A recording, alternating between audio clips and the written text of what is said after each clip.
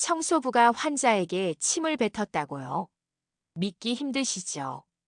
병원 전체가 충격에 빠졌고 회장은 분노에 휩싸여 그를 해고하려 했습니다. 그런데 그 순간 모두가 무릎을 꿇게 만든 진실이 밝혀졌습니다. 지금부터 절대 상상할 수 없는 반전의 이야기가 시작됩니다. 사연 시작 전 구독과 좋아요는 영상 제작에 큰 도움이 됩니다. 그럼 사연 시작하겠습니다. 아침 6시 해가 뜨기도 전에 평안요양병원 청소부 노인철은 늘 그렇듯 출근길에 오릅니다. 허름한 회색 작업복에 낡은 운동화, 구부정한 허리를 한 노인철의 발걸음은 무겁습니다. 하지만 그것보다 더 무거운 건 그를 바라보는 병원 사람들의 차가운 시선이었죠. 아, 또 저 청소부 아저씨네. 왜 항상 복도 가운데를 걸어 다니시는 거야? 환자들이 지나가기 힘들잖아. 간호사 스테이션을 지나칠 때마다 노인철은 공손히 고개를 숙이며 인사를 건넵니다. 하지만 돌아오는 건 무심한 시선뿐. 간호부장 박지연은 인턴 간호사들에게 속삭입니다.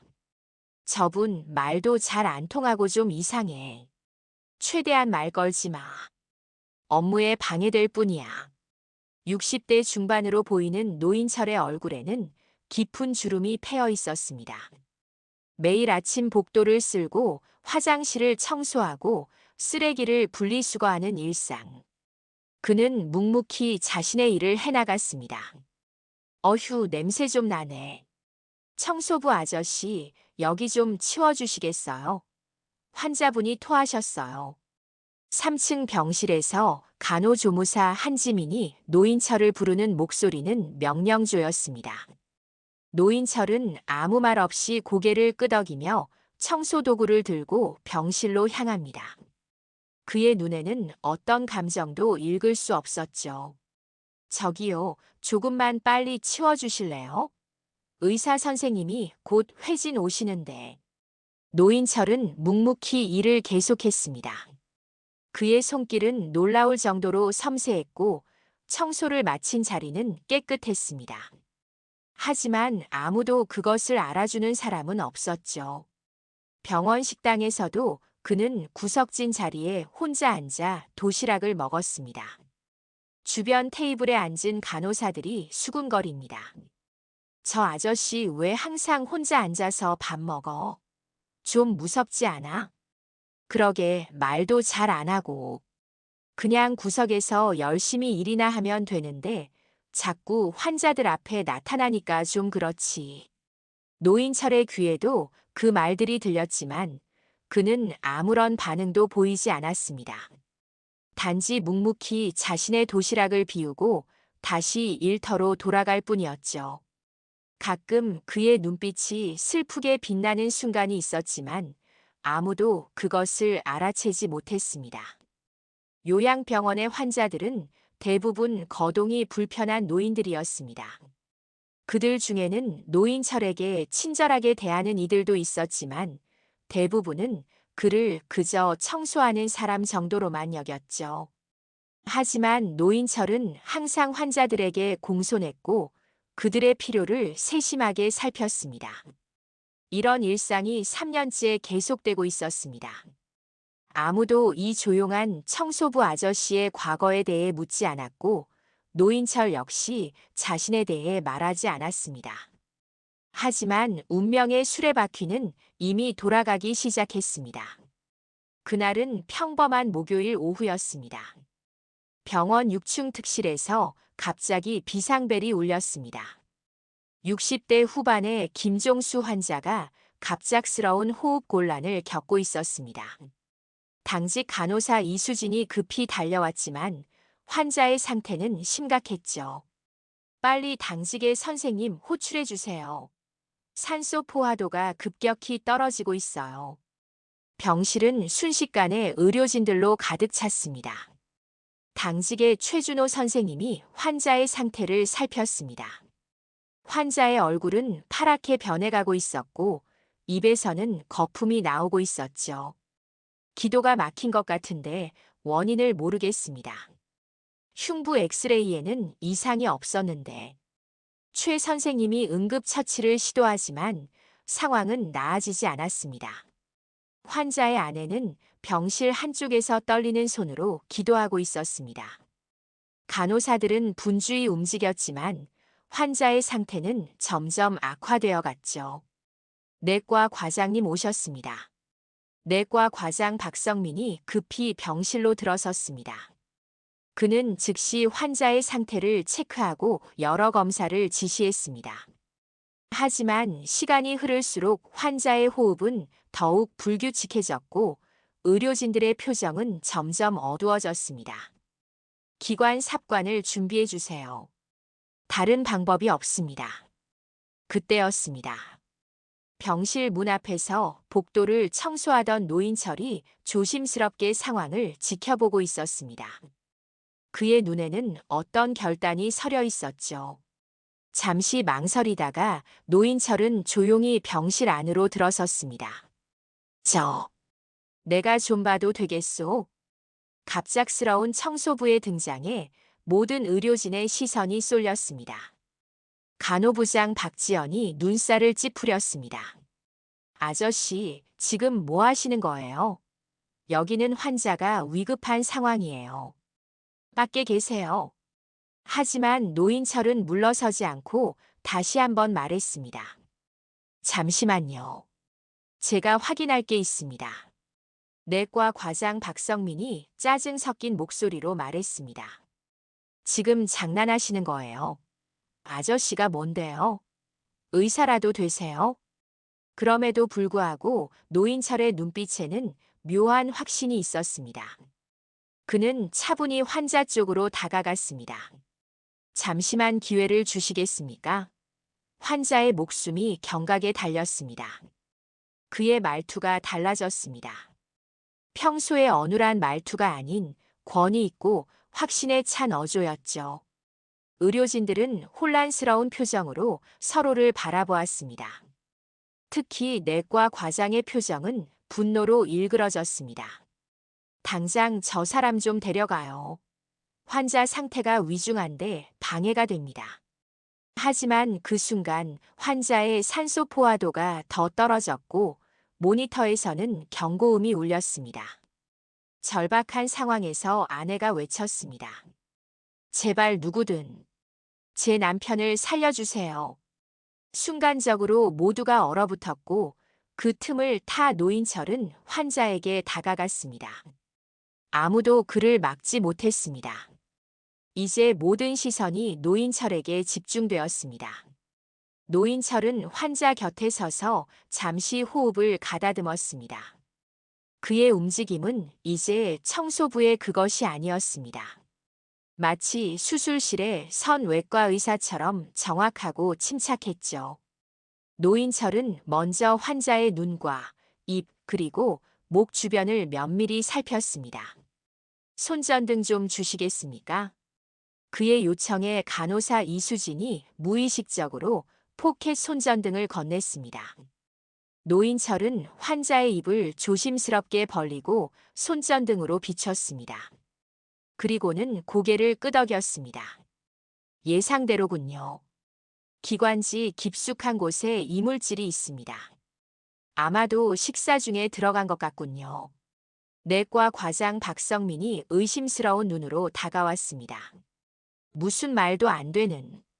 우리가 이미 확인했는데 아무것도 없었어요. 노인철은 대답 대신 자신의 오른손 검지와 중지를 준비했습니다.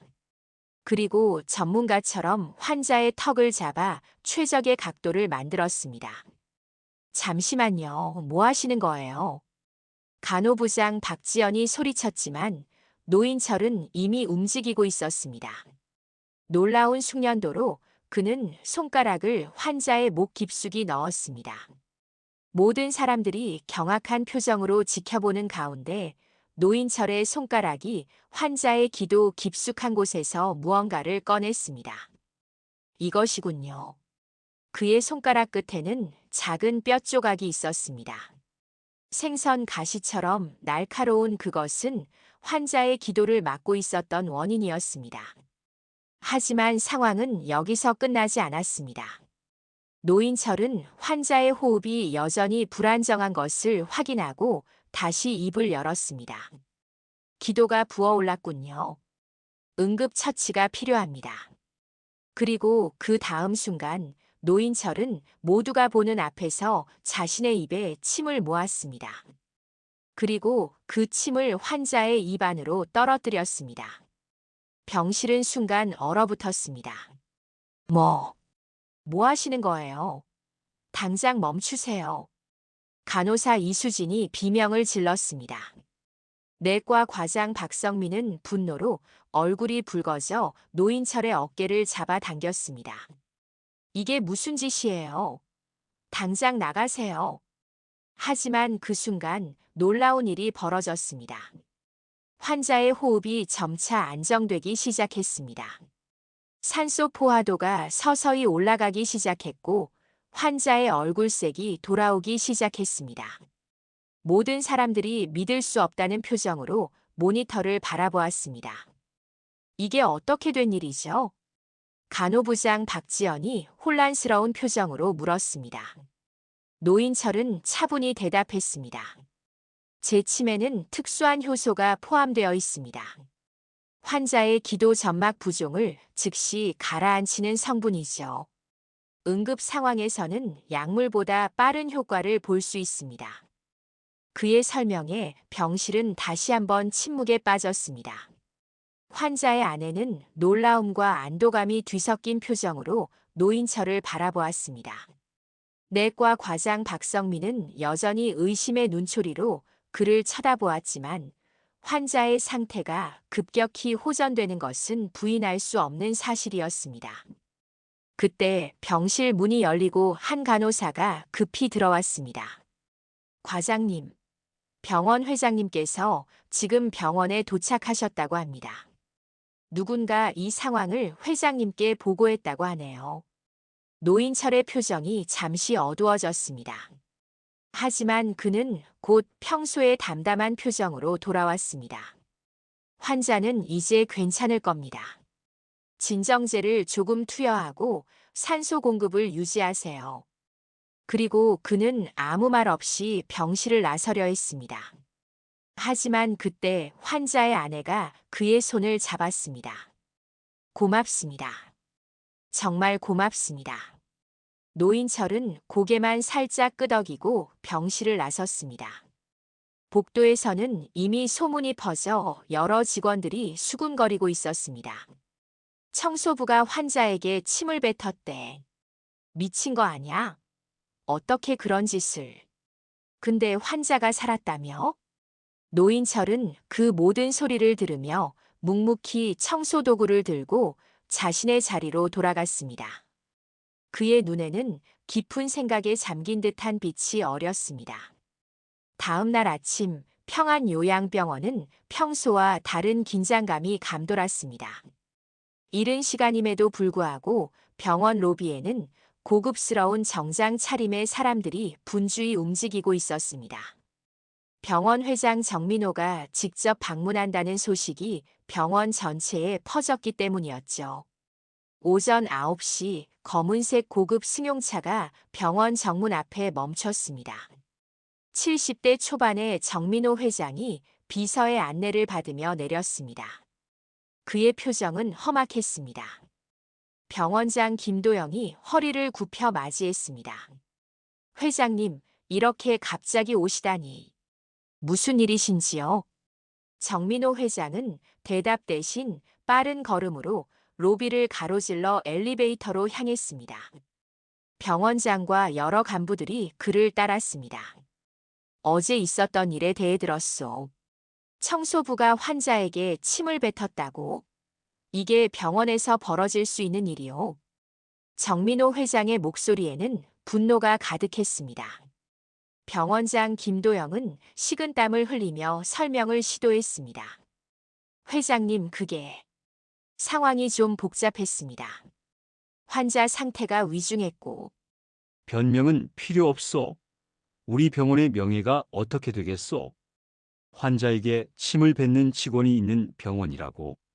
그런 사람을 어떻게 병원에 들였소?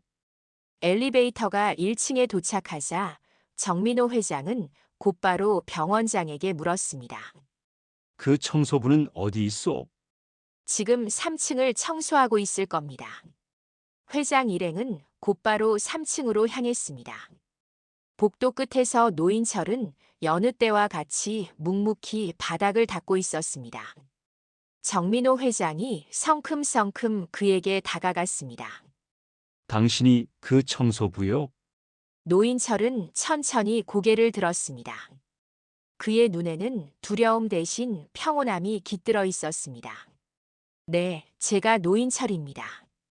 당신, 어제 환자에게 침을 뱉었다면서요? 그게 무슨 짓이요? 정민호 회장의 목소리가 복도에 울려 퍼졌습니다. 주변에 있던 간호사들과 환자들이 놀란 표정으로 그들을 바라보았습니다. 설명할 기회를 주시겠습니까? 노인철이 차분히 물었습니다. 설명? 무슨 설명이 필요하다는 거요? 당신은 이 순간부로 해고요. 우리 병원의 명예를 더럽혔소. 그리고 다음 순간 정민호 회장의 손이 공중을 가르며 노인철의 뺨을 강하게 내리쳤습니다. 소리가 복도에 울려 퍼졌고 모든 사람들이 충격에 빠졌습니다. 노인철의 안경이 바닥에 떨어졌지만 그는 고개를 숙인 채 그대로 서 있었습니다. 당장 짐을 싸서 나가시오. 당신 같은 사람은 우리 병원에 필요 없소. 그때였습니다. 복도 끝에서 한 중년 여성이 달려왔습니다. 어제의 환자 김종수의 아내였습니다. 잠시만요. 그분이 우리 남편을 살렸어요. 모든 시선이 그녀에게 쏠렸습니다. 그녀의 눈에는 눈물이 고여 있었습니다. 무슨 말씀이시오? 정민호 회장이 물었습니다. 어제 의사 선생님들도 손을 쓰지 못했어요. 우리 남편은 숨을 쉬지 못했고 모두가 포기하려 했을 때 이분이 나타나셨어요. 그녀는 노인철을 가리켰습니다. 이분이 우리 남편 목에 있던 가시를 꺼내주셨어요. 그리고 그 침이라는 게 남편의 숨통을 트이게 했어요. 의사도 못한 걸 저분이 했어요. 정민호 회장의 표정이 혼란스러워졌습니다. 그는 병원장을 향해 돌아섰습니다. 이게 사실이요? 병원장 김도영은 고개를 끄덕였습니다. 네. 환자의 상태가 갑자기 호전된 것은 사실입니다. 하지만 그 방법이, 아니, 그냥 침이 아니었어요. 내과 의사 최준호가 앞으로 나섰습니다. 저도 처음엔 충격받았지만 환자의 기도가 급격히 부어오른 상태였는데 노인철 씨가 그의 침에 어떤 성분이 있다고 했어요. 실제로 환자의 상태가 극적으로 호전됐습니다. 정민호 회장은 혼란스러운 표정으로 노인철을 바라보았습니다. 노인철은 바닥에 떨어진 안경을 집어들며 조용히 말했습니다. 환자의 목숨이 위험했습니다. 제가 가진 지식을 사용한 것뿐입니다. 지식이라고? 당신이 무슨 지식이 있다는 거요? 그 질문에 노인철은 대답하지 않았습니다. 단지 슬픈 미소만 지을 뿐이었죠. 그때 복도 끝에서 간호부장 박지연이 서류 한 장을 들고 달려왔습니다. 회장님, 이것 좀 보세요. 간호부장 박지연이 들고 온 서류는 병원 인사과에서 급히 찾아낸 노인철의 입사 서류였습니다. 모두가 지켜보는 가운데 정민호 회장은 서류를 펼쳤습니다. 그의 눈이 점점 커지더니 마침내 경악의 표정으로 변했습니다. 이게 무슨... 서류 상단에는 이렇게 적혀 있었습니다. 노인철, 닥터 존스 홉킨스 메디컬 스쿨 유전자 질병 전문. 미국 존스 홉킨스 의과대학 출신이라고요? 병원장 김도영이 믿을 수 없다는 표정으로 물었습니다. 이게 사실입니까? 정민호 회장이 노인철을 바라보며 물었습니다. 노인철은 잠시 침묵하다가 고개를 끄덕였습니다. 그의 목소리는 이제 더 이상 청소부의 어눌한 목소리가 아니었습니다. 유창한 한국어와 자신감 있는 어조로 그는 말했습니다. 네, 사실입니다. 저는 30년 전 한국을 떠나 미국에서 의학을 공부했습니다.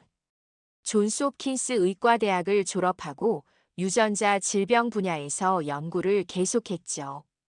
복도에 모인 모든 사람들이 충격에 빠졌습니다. 평소 그들이 무시하고 함부로 대했던 청소부가 세계적인 의학 박사였다니 믿을 수 없는 현실이었습니다. 그런데 왜 청소부로 일하신 겁니까? 간호부장 박지연이 떨리는 목소리로 물었습니다. 노인철의 눈에 슬픔이 깃들었습니다. 그는 창 밖을 바라보며 말을 이어갔습니다.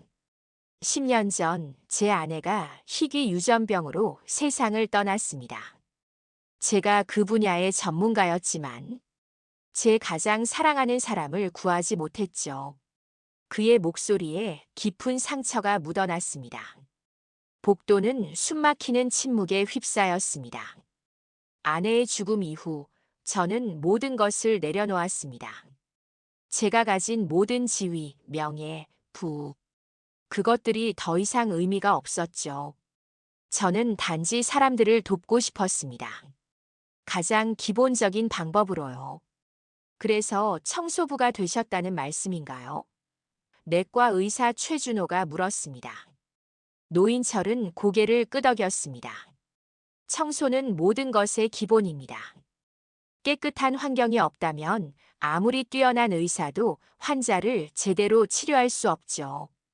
저는 이 병원에서 일하며 사람들이 저를 어떻게 대하는지 지켜봤습니다.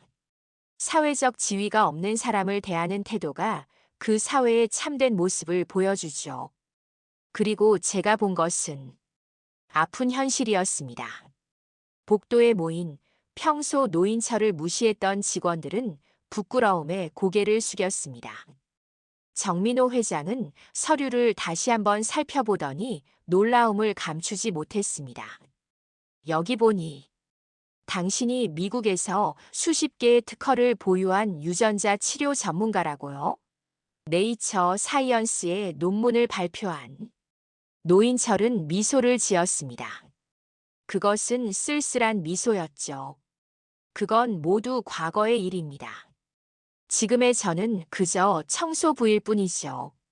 하지만 왜 하필 우리 병원이었습니까? 병원장 김도영이 물었습니다. 제 아내가 말기였을 때 이 병원에 있었습니다. 그때 한 청소부 아주머니가 우리에게 보여주셨던 친절함이 잊히지 않았죠.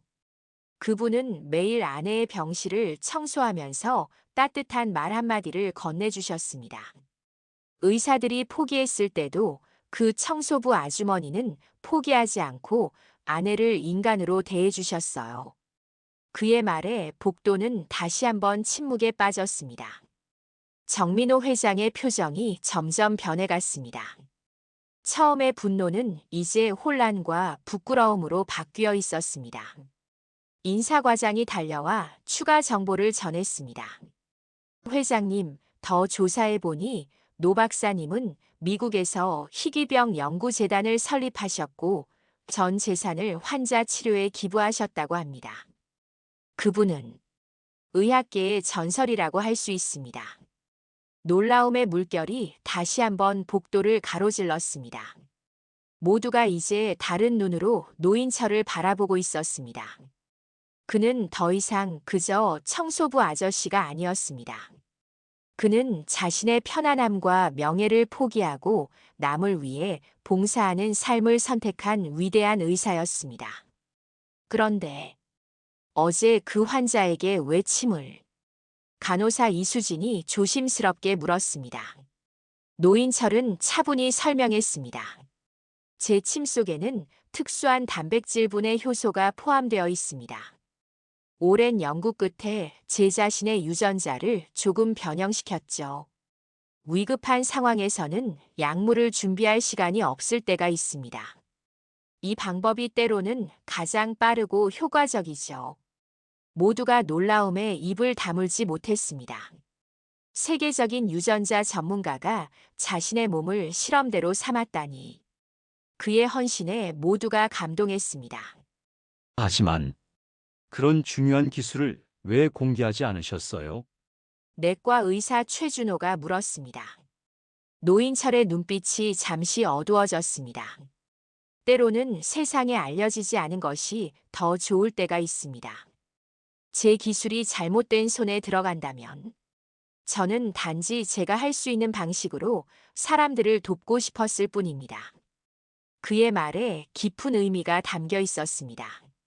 복도에 모인 모든 사람들은 이제 완전히 다른 시선으로 노인철을 바라보고 있었습니다. 정민호 회장은 비서를 통해 더 자세한 정보를 전해받았습니다. 그의 얼굴은 점점 창백해졌습니다. 노인철의 업적은 상상을 초월했습니다. 그가 미국에서 이룬 성과, 그가 살린 수많은 생명들, 그리고 그가 포기한 수억 달러의 부와 명예. 노 박사님, 정민호 회장의 목소리가 떨렸습니다. 제가 정말 큰 실수를 했습니다.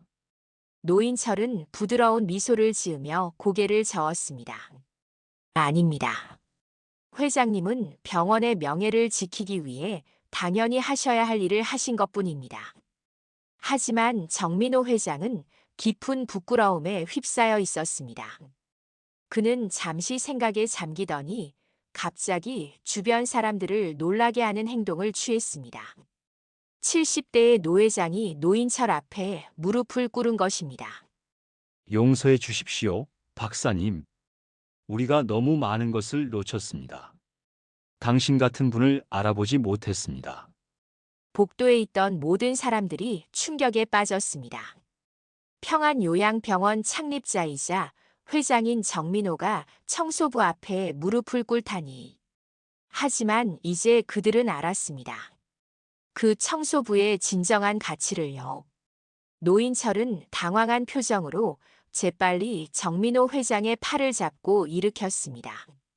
이러지 마십시오, 회장님. 저는 그런 대접을 받을 자격이 없습니다. 제가 한 일은 그저 제가 해야 할 일을 한 것뿐입니다. 정민호 회장은 일어서며 깊이 고개를 숙였습니다. 박사님, 우리 병원에서 계속 일해 주실 수 있으신지요? 물론 청소부가 아닌 본연의 자리에서 말입니다. 우리에게는 박사님 같은 분이 필요합니다. 노인철은 잠시 생각에 잠겼습니다. 그리고 부드럽게 미소 지으며 대답했습니다. 감사합니다만 저는 지금의 역할에 만족합니다. 제가 의사로 돌아간다고 해서 더 많은 사람을 도울 수 있을까요? 청소부로서 저는 병원의 구석구석을 다니며 많은 것을 볼 수 있습니다. 그리고 때로는 정말 도움이 필요한 순간에 그곳에 있을 수 있습니다. 그의 말에 깊은 뜻이 담겨 있었습니다. 병원장 김도영이 앞으로 나섰습니다. 그럼 최소한 더 나은 조건에서 일하실 수 있도록 해드리겠습니다. 그리고 위급한 환자가 있을 때 박사님의 조언을 구할 수 있을까요? 노인철은 고개를 끄덕였습니다. 물론입니다. 제가 도울 수 있는 일이라면 언제든지요. 간호부장 박지연의 눈에 눈물이 고였습니다. 그녀는 그동안 노인철을 얼마나 무시하고 함부로 대했는지 기억했습니다. 박사님, 정말 죄송합니다. 저희가 얼마나 무례했는지. 노인철은 따뜻한 미소로 그녀를 바라보았습니다. 괜찮습니다. 우리 모두 서로에게 배울 것이 있습니다. 저 역시 많은 것을 배웠습니다. 그때 어제 노인철이 구한 환자 김종수가 휠체어를 타고 복도에 나타났습니다. 그의 아내가 휠체어를 밀고 있었습니다. 선생님, 정말 감사합니다. 제 목숨을 구해주셔서. 노인철은 김종수에게 다가가 그의 손을 잡았습니다. 괜찮아지셨습니까? 이제 통증은 없으신지요? 네, 덕분에 많이 좋아졌습니다. 선생님이 아니었다면 저는 지금 김종수의 목소리가 떨렸습니다. 노인철은 부드럽게 그의 어깨를 두드렸습니다. 이제 걱정하지 마십시오. 곧 완전히 회복하실 겁니다. 정민호 회장이 다시 노인철에게 물었습니다. 박사님, 정말로 의사로서의 지위로 돌아오실 생각이 없으신가요? 세계적인 의학자가 청소부로 일한다는 것은 노인철은 그의 말을 부드럽게 끊었습니다. 저는 의사가 아니라 사람이 되고 싶었습니다, 회장님. 명함이나 직함, 그런 것들이 무슨 의미가 있을까요? 저는 단지 제가 할 수 있는 방식으로 도움을 주고 싶었을 뿐입니다. 그의 말에 복도에 있던 모든 사람들의 마음이 뭉클해졌습니다. 노인철은 더 이상 설명을 덧붙이지 않았습니다. 그저 조용히 미소 지으며 다시 자신의 청소도구를 집어들었습니다. 노인철의 이야기는 순식간에 병원을 넘어 외부로 퍼져나갔습니다. 처음에는 소셜미디어를 통해 청소부로 위장한 세계적 의학자 이야기가 확산되었고, 이내 언론의 관심을 끌기 시작했습니다. 청소부 옷을 입은 천재 의사. 그가 숨긴 놀라운 비밀 미국 의학계의 별, 한국에서 청소부로 살아온 사연, 치만방으로 생명을 구한 청소부 뒤에 숨겨진 충격적 진실.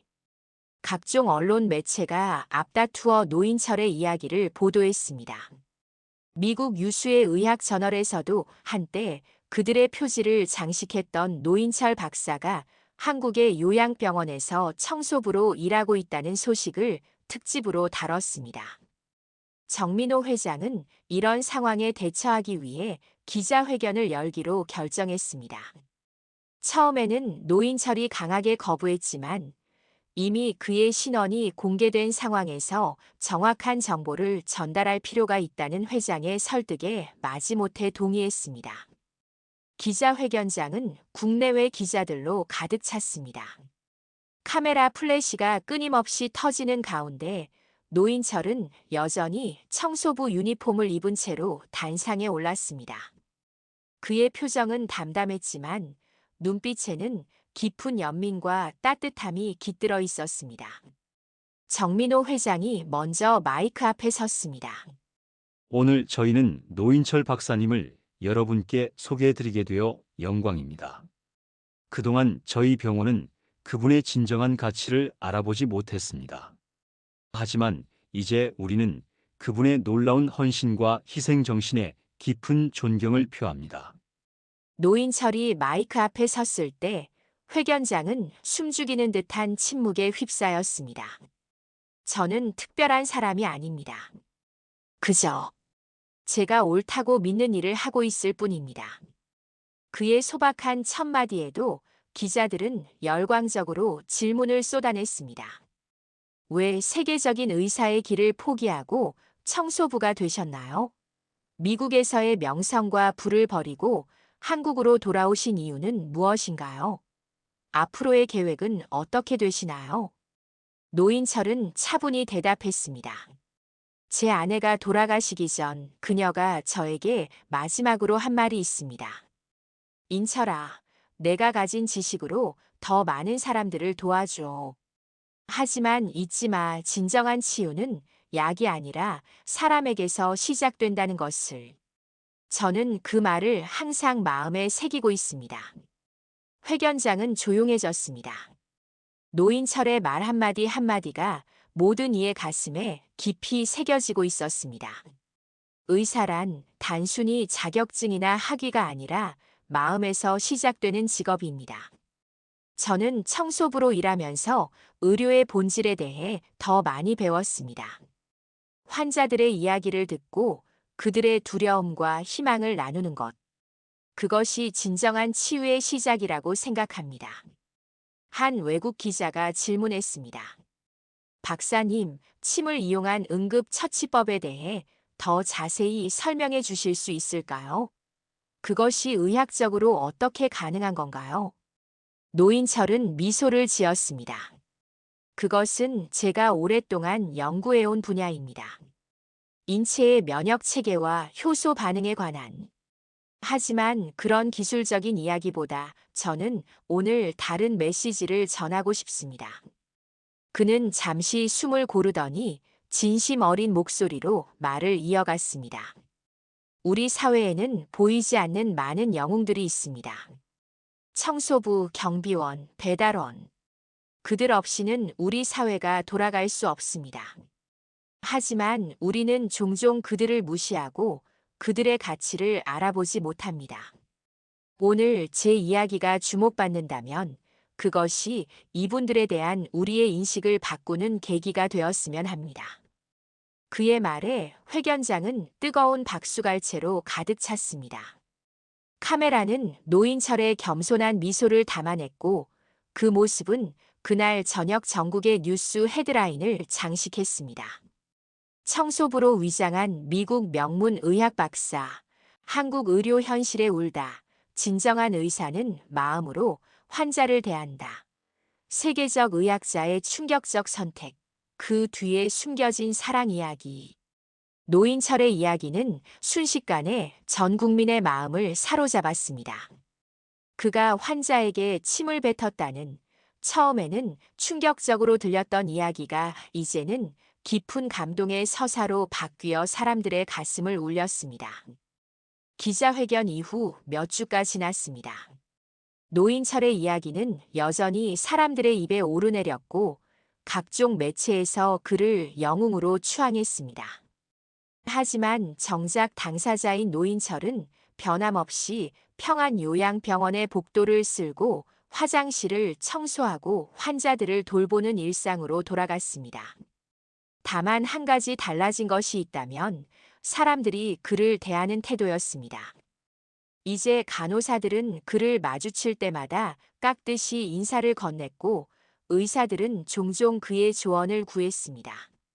환자들은 그가 지나갈 때면 반갑게 손을 흔들었고 병원 직원들은 그에게 감사의 마음을 전했습니다.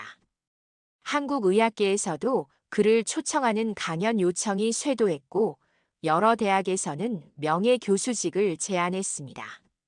하지만 노인철은 그 모든 제안을 정중히 거절했습니다. 그는 단지 자신이 선택한 자리에서 자신이 믿는 방식으로 사람들을 돕고 싶을 뿐이라고 말했습니다. 어느 날 저녁 병원 로비에서 한 특별한 행사가 열렸습니다. 노인철이 구한 환자 김종수와 그의 가족이 작은 감사 파티를 준비한 것입니다. 병원 직원들과 환자들이 모두 모인 가운데 김종수의 아내가 떨리는 목소리로 노인철에게 감사 인사를 전했습니다. 노 박사님. 아니, 노인철 선생님. 선생님이 아니었다면 저희 가족은 이렇게 함께할 수 없었을 거예요.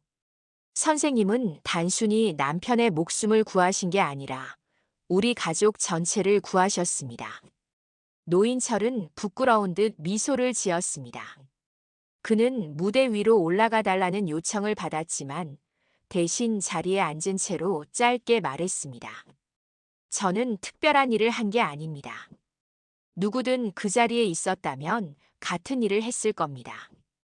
때로는 우리가 가진 지위나 명예보다 그 순간에 할 수 있는 일을 하는 것이 더 중요하지요.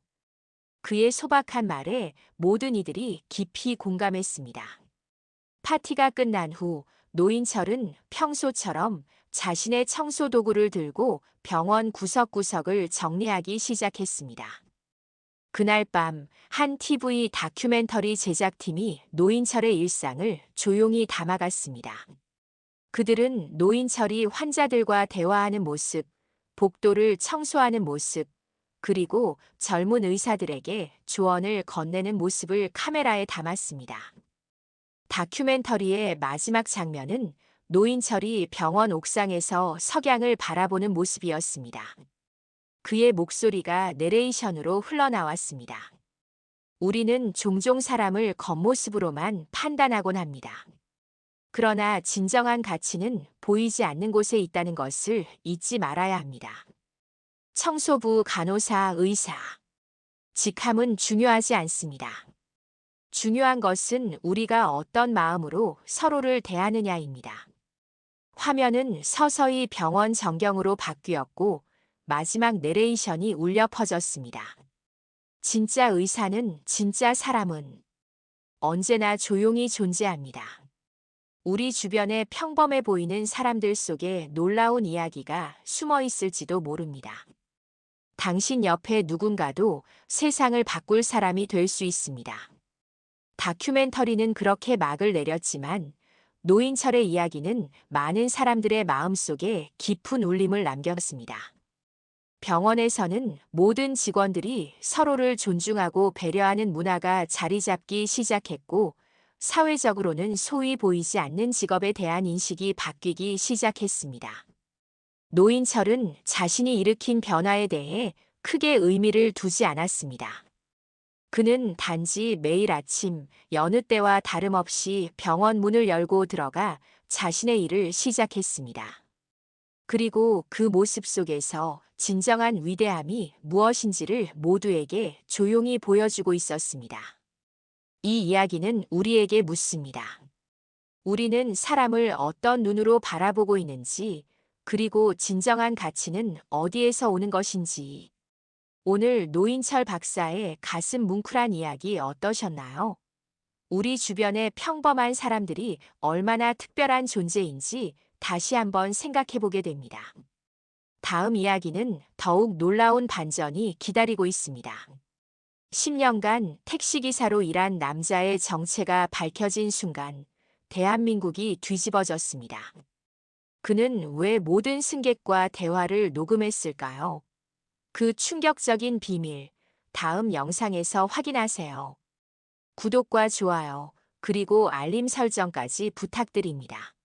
댓글로 여러분들의 사연 보내주시면 엄선하여 영상 제작으로 지원드리겠습니다.